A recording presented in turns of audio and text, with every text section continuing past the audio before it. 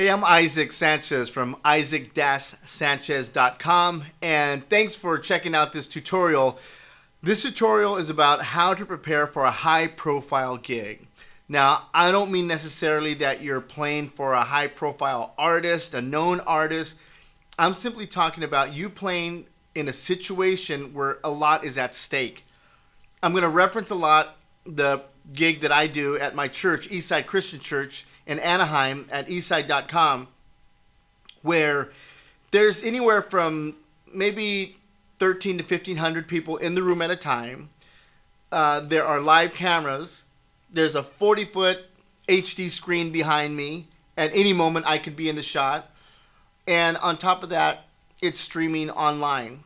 And so it can be viewed anywhere in the world live. So how is it that you can play a gig like that and nail it and be very comfortable, not be nervous about it, not be worried that you're going to mess up just right around the corner? I have some friends of mine that ask me those questions. Wow, we saw you on the stage, and aren't you afraid you're going to mess up? And what if you forget, what you're supposed to do? And they ask me, are you afraid you're going to mess up or forget something? And my answer is no. Not from a place of kind of being conceited about that or overconfident. It's just that what they don't know is all the preparation that goes before that, so that when the lights do go on and downbeat hits, I'm totally confident about what's going to happen, and I can enjoy the music, I can enjoy the band, I can kick the band in the butt, drive the bus, all those metaphors for what we drummers need to do to make sure that we're kind of holding a space for the band and getting us through the songs, in and out of the songs with great confidence. And so that's what I'm hoping to share with you in this video, starting from when I get a request to see if I'm available, all the way to walking out of the venue feeling that I've delivered the goods confidently, and I'm certain that if my name came up again, they would recommend me or to come back to that venue, or they would recommend me for another gig also. Okay, so let's go ahead and dig in and find out, how do we play with confidence?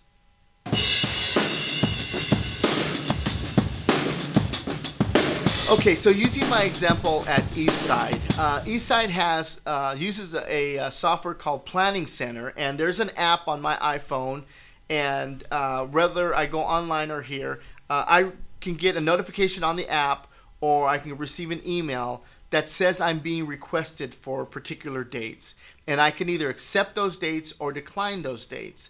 And so before I hit accept, this is crucial.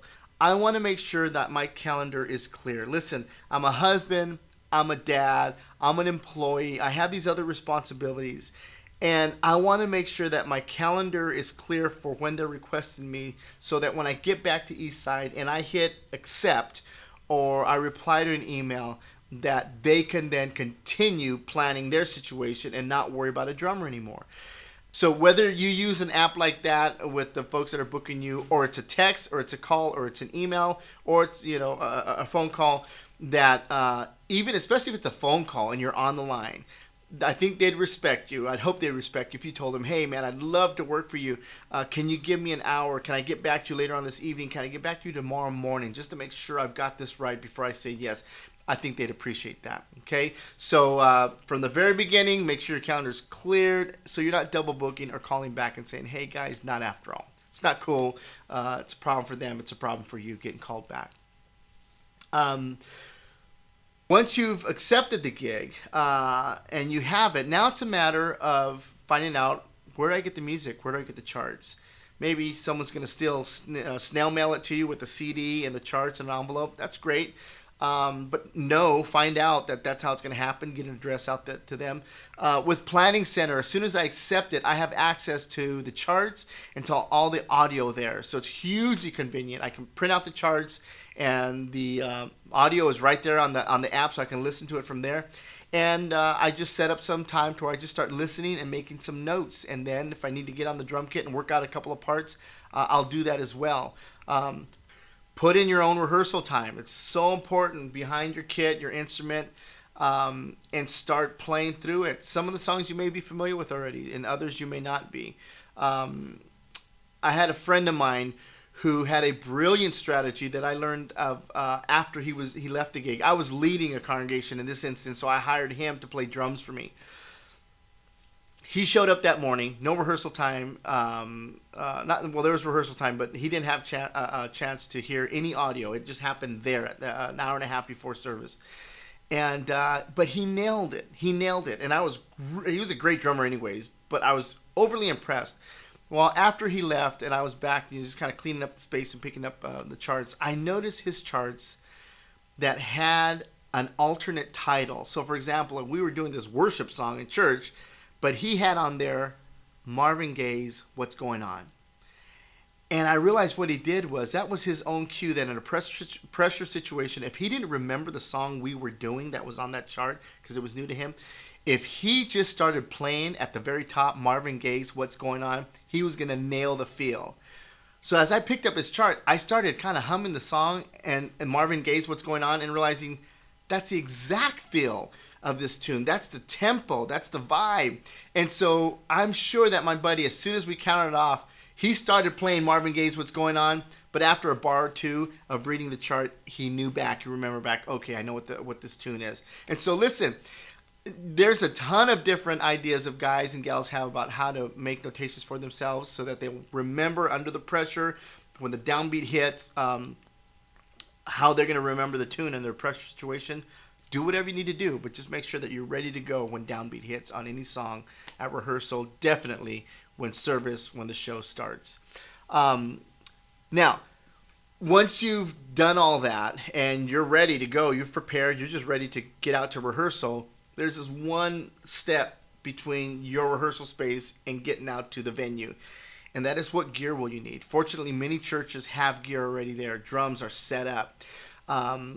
But unless you've played there before, you're going to want to take some basic pieces of gear. Now, if you know somebody that have played already, call them, email them, say, hey, what should I take? Or is the situation there with the gear amazing? That's going to be cool if it is. And so you might not need to take anything if these are trusted sources. Otherwise, if you can find out what's there, that's great. If you've never been there, listen, your snare, your pedal, your cymbals, take that stuff. If it's a cruddy drum set, at least you know my pedal's going to feel good, my snare is going to sound familiar, my cymbals are going to be there for me, and then we'll try to tune the rest of it or whatnot, okay?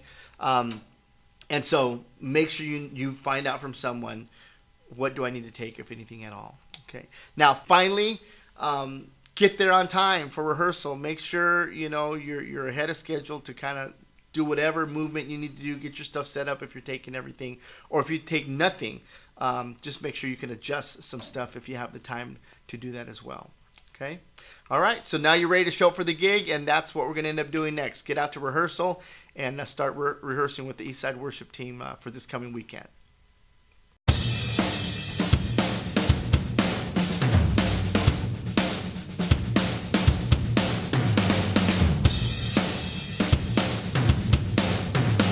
So we're here at Eastside Christian Church here in Anaheim, California, and I get to play drums here with about 3 or 4 other drummers, all of them incredible drummers. They go through audition process here, and that's be another video.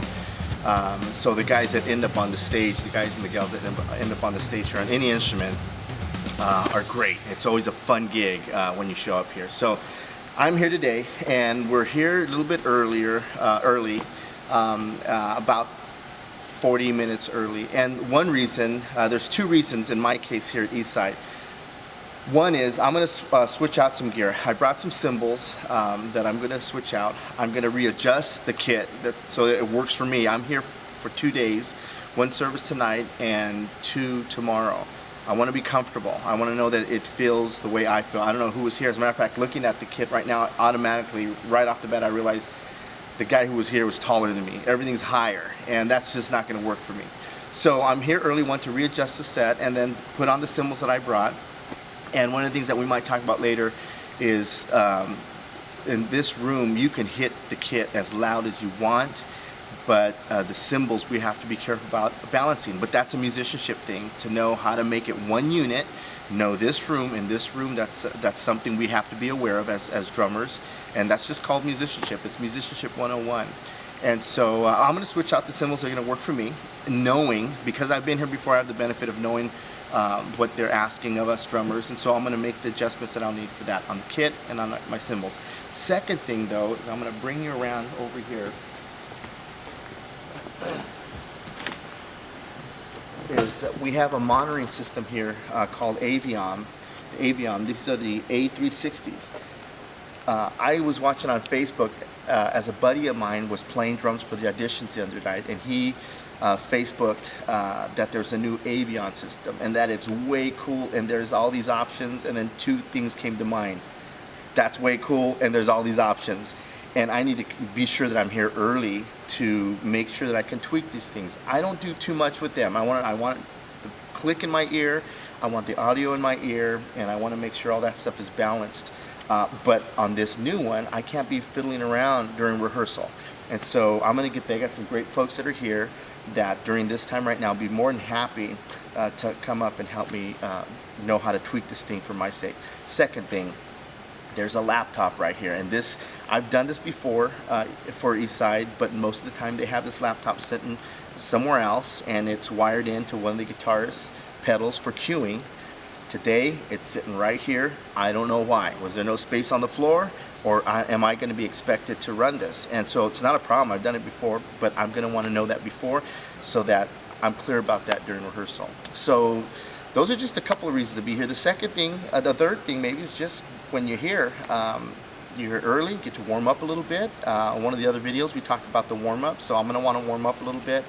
And so when folks start showing up here and it's a downbeat at 1:45 to go, I don't have anything left on my checklist. I'm ready to go. I've listened to the music before, and I'm ready to roll with that. So I'm going to go ahead and get busy making these adjustments, and then by 1:45 or sooner, I'm going to be ready to go when they are.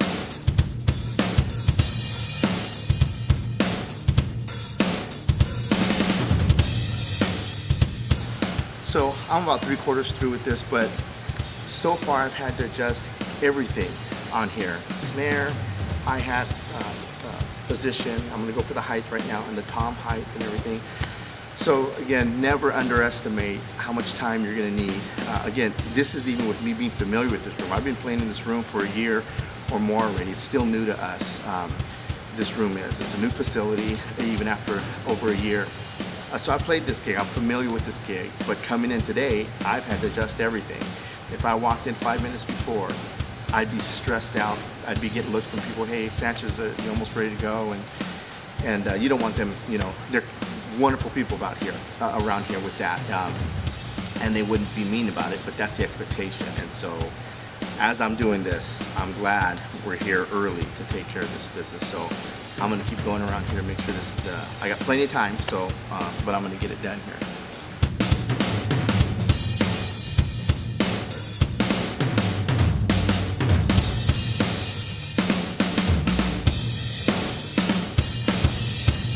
Quickly, I don't want to assume everything on this little video shoot here.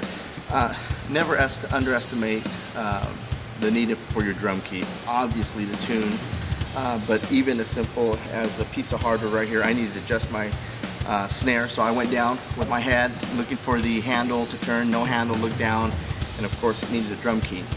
You should have one in the bag, and I do have one in my bag. Fortunately, here they had one just kind of hanging out right here. Probably won't stay there during the services, but always have a drum key. As many years I've been playing, on those idiot moments where I go into a gig, start looking around, and go to my bag to pull a key and it's not there, and some tweak doesn't get to happen, or tom's not tuned the way I want it to be tuned. So don't do that. Of course, I have several, and there's one here. You want to have several. You even have one on your keychain, which I do, but always have a drum key, very important. The other thing though right now is I got here and I want to be set up and whatnot, and now that I've done all that, crucial thing around here, and I happen to know from the lady that's in charge of this whole weekend, the producer of this whole weekend experience is what it's called here, she notices when this platform is not tidied up, and of course she knows who was here before. I'm not interested in that. Hear no evil, see no evil, say no evil. I'm just going to say now, for my own peace of mind, I'm here for the next couple of days, and I don't want to be tripping over stuff. So I'm going to go ahead and take a minute and just tidy up any notes, any sticks, anything that's not mine, the symbols that I've switched out. I'm going to put them in my bag, set them backstage, and have this place cleared out so that when I'm here this weekend and we start rehearsal, I feel comfortable in this space. So anyways, that's a big deal. Listen, Mama's rule, leave the place cleaner than it was when you got there, and that's an important rule to follow, and so we're going to follow that one right now. Okay? Right. Just show me which one we punch on that, and I'll be good. So 1, 2, 3. Okay, so we have 1 intro, 2, 3. All right, okay, very good. Yeah, cool. We'll do that. Hey, Tiago. Yes. I didn't get a chance to yet. So you just saw a moment ago, just as I kind of expected earlier, that that computer wasn't there for looks. Musical director Tiago D'Erico asked me if I'd be comfortable running the tracks from back here. I've done it before, so I said, yep, no problem. All I want to know is what buttons to push. And so he let me know that. And in essence, what it is, it's 3 buttons I'm going to be pushing. The first song, there's going to be 2 buttons. The first button just kind of sets up a loop that we're playing to, probably while Joel Johns, who you'll meet a little bit later, the worship leader, while he's saying hello and anything else he's going to say. And then on that same tune, I'll hit, when I get the cue from them, I'll hit the second button, and that starts us into the tune, an audio cue to count down to the first bar. So, and then the third button is just another song. We're doing 3 songs, but apparently only 2 of them we're going to need to click.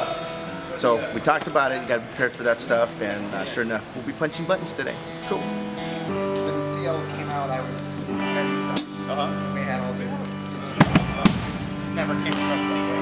Oh, there's that one.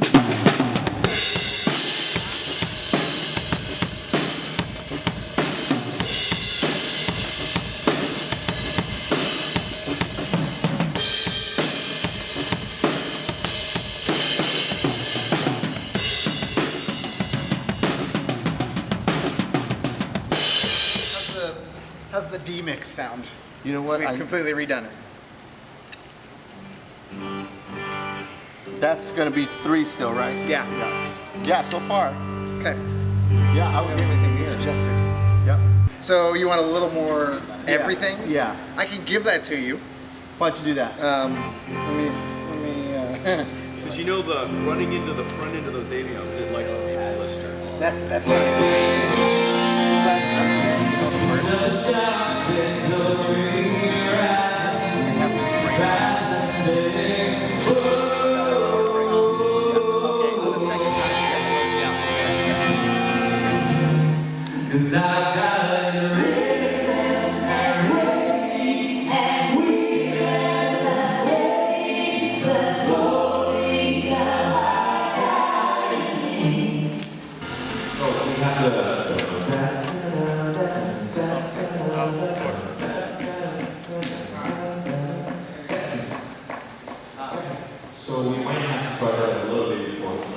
Okay. There at Eastside, there's at least 3 different folks that it's crucial that I know who they are and what their expectations are. And one of them's director, kind of executive producer over everything. Then you have the worship leader, and then you have the musical director. So in my case, there are 3 distinct people. In some cases, you may have them all wrapped up in one. Or in some cases, you have the worship leader who is the musical director. So you need to figure that out so that when you ask questions, you're going to the right source. But what's important is that each of these people has their own particular expectations of me. And so it's important that I know what those expectations are going to be. Being on time it's a really respectful thing to do. So being on time is like a must. We have to be on time. And I've seen a lot of people, like this guy got cut from the Grammys. We're playing at the Grammys and he got cut from the show. Like showed up for the 2 rehearsals in a row. He was late. The manager just like, you know what? I need a new guy. What if he's late for the show? It's live. You know what I mean? We cannot take this risk. So this is a big point. And second thing is if you're touring, your band is your second family. You want to be around people that you love, that you enjoy. So, and you seriously, you go to extremes. It's like waking up at 5:30 a.m., lobby call, at 6:30, catch the next flight, or do this. And if you're grumpy, if you're not a cool guy, you know what I mean, this can take away, and you can be the best player on earth. Nothing can make up for that. You know what I mean? In church as well, like we meet up, call time sometimes at 7:30 in the morning on a Sunday morning. So if you get here and you're not cool to people, most likely you're not gonna come back that often. It's just you gotta be able to be socially cool and just so the hang is a big deal to me. It's a really fast-paced gig, so we have to be prepared. If I have one word, would be prepared. You know, we don't have time to figure out and to learn things on the spot, so we should be able to like come. And so the technique part of things is just being able to play with the click. That's a must. That's so crucial. And not even playing with the click, but it's also how you play with the click. Some people are just like, oh, I play with the click, but being able to be flexible with the click. You can play with the click, but it be on top, and a lot of people do this. They're rushing, even with the click. It feels like they're rushing, even if they are with the click. But in some players, it just come and just feels great. It feels right on the pocket. Some people just bury the click. Some people just play a little behind the click. It's just every drummer has a different feel. But just being able to play with the click and play well with the click is a really big point to me. I think for me the thing that, especially for drummers, that I'm looking for in a worship context is because there's so much happening. We've done rehearsal, and so there's a couple of different things. One is that we've done rehearsal and we've practiced stops and we've practiced intros and transitions and all that stuff, and so I want to know and just have the confidence, right, that whatever it is that we practice, it's not gonna just oh dude, I forgot the stop, and and so or whatever it was that they. So if it's taking good notes, or you just have a great memory, or whatever, however that is that you need to keep those things in the forefront of your head, not just the music, but the other little parts that really make all the music happen. Yeah. There's a thing about making music with the drums, not just like 1 and 2 and 3 and 4 and and I'm done. Yeah. You know, there's like a way to end the song that like, what kind of moment are we leaving, and what kind of moment are we going to? And so you can feel those moments like where you're leaving a fast song and you're going to kind of a middle song. It's like, and so how the drummer transitions is very important, you know. And so just feeling those things, and then really just like being a worship leader in that way, because I really do believe that everybody on the stage is a worship leader, no matter if you're at the drums or the bass or whatever. Good. Okay. That's simple. Let's do this. What's up, Eastside? So glad you're here. We're gonna rise and sing a song out of God is good.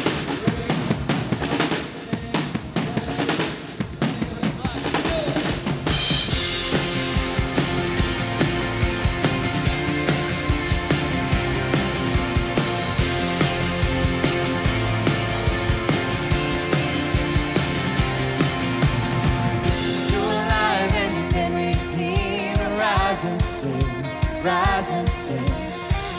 You've been touched by the mercy King. Rise and sing. Rise and sing. Sing. Our God is risen and reigning, and we reigning. The glory of our God and King. Our God is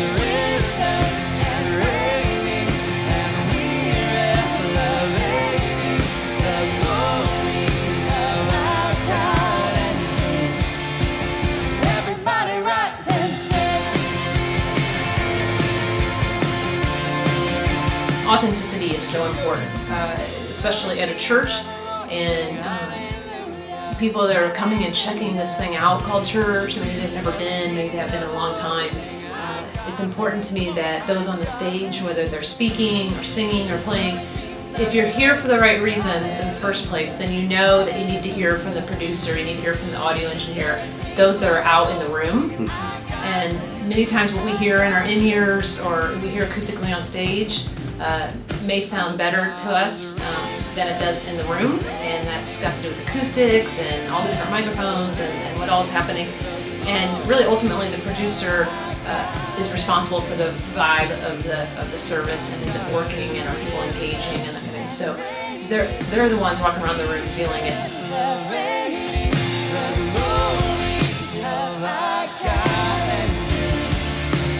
Everybody rise and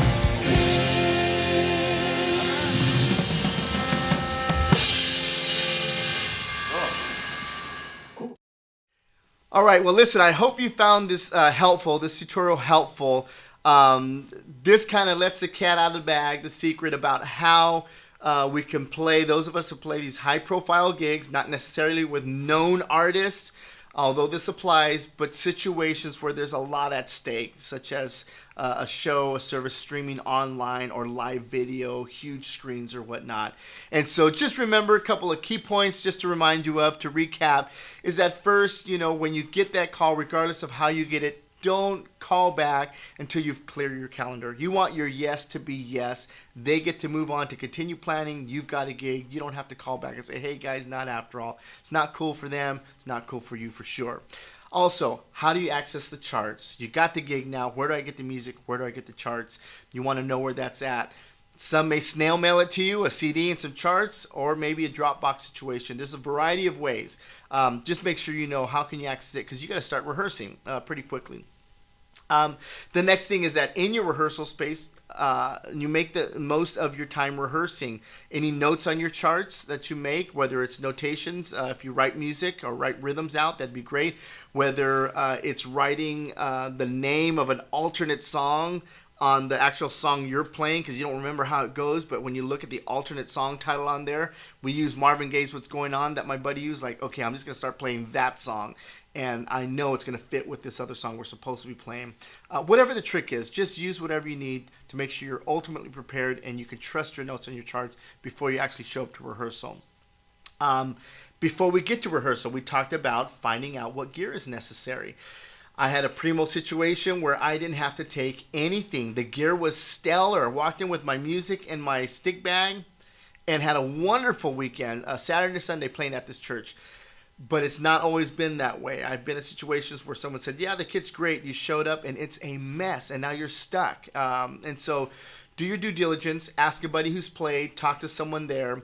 And if you just can't get through, take your cymbals, take your pedal, take your snare, so that if anything, you can lay down a good pocket and feel comfortable about that kind of stuff. So find out what gear you're going to need or may not need. We talked about getting out there to the rehearsal. Of course, show up on time. That's a big deal.